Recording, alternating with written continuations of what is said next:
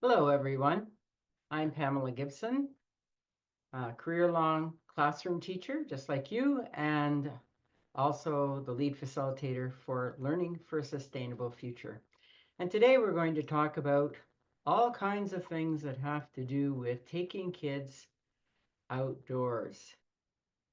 So we're going to look at going outside with our students, not only as a great way to get at curriculum and address that, by knowing it well, by starting to see the connections outside all around you, by mapping them, identifying them, just paying attention to where those connections are, but also getting our kids involved in their own communities. It's relationship building. They feel connected to each other, connected to their communities, and connected to the out of doors. It is also a wonderful way to get at experiential learning, multiple intelligences, learning modalities. You capture more student interest.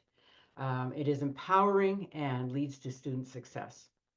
There is that connection to nature, that sense of well-being, and don't underestimate the curriculum that you can find all around you, as well as it being character building. We talk about that a lot, but when they're outside working together, it is amazing what can happen. And there you see the SDGs, the Sustainable Development Goals, and sustainability is a very broad idea. It's not only an idea, it's a way of life. And so we can connect with those ideas as well, including gender equality, good health and well-being, and reduced inequality. And of course, those partners we can connect with.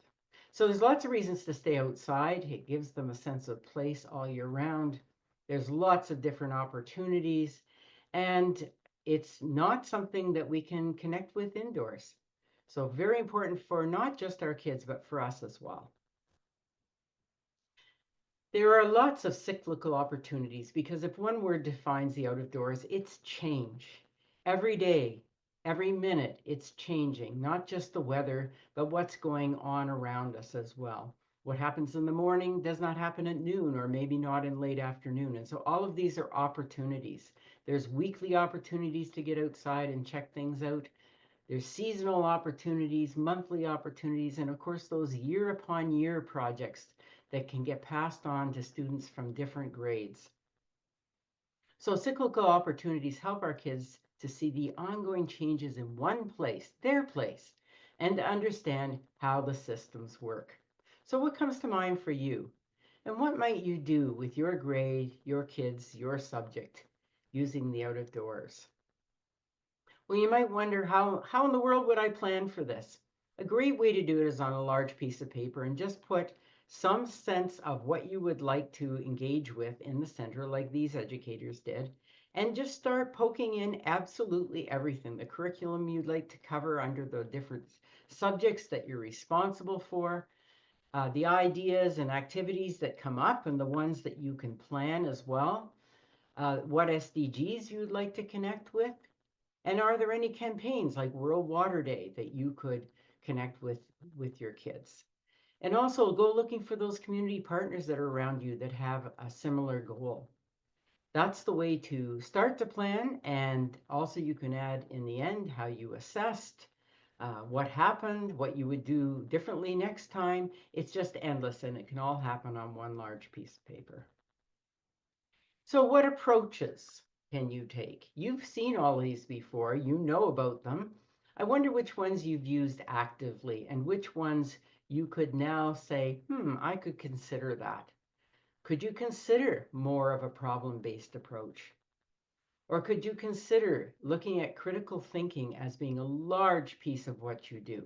And of course, being outside is a fabulous way to connect with experiential learning. Well, how do you get started? And I've entitled this literally, How Do You Start? Well, you start by being outside. And I can remember taking kids just outside the door when they were about ready to go for recess, went a bit early, stood there at the door and said, "What's going on out here today?" And it's the fabulous question that can get you started. You can talk about how it's different from last time you came, what you suspect is going to happen later on in the day in the weather, or what changed. There's lots of ways of doing that. Link everything to your curriculum in all subjects. For instance, you look at the shadows that you're creating in the morning, the noon, and the late afternoon, and the architecture of the school, and all you see is math. It's endless.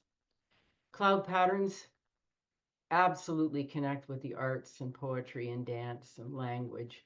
So think broader than we're used to thinking when we synthesize things in the classroom.